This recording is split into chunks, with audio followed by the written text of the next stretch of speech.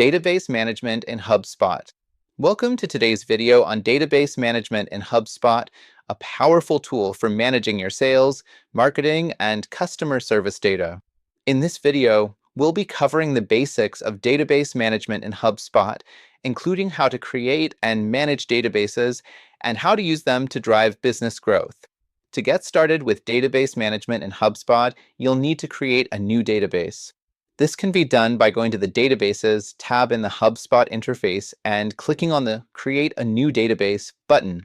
From here, you can choose the type of database you want to create, such as a contact database or an opportunity database. Once you've created your database, you can start adding data to it. This can include contacts, companies, and other relevant information.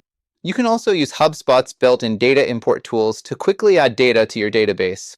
One of the key benefits of database management in HubSpot is the ability to segment your data.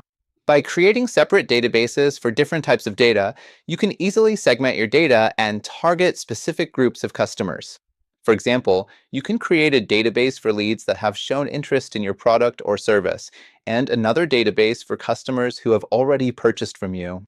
This allows you to tailor your marketing and sales efforts to specific groups of customers, increasing the effectiveness of your campaigns. In addition to segmentation, database management in HubSpot also allows you to track and analyze your data.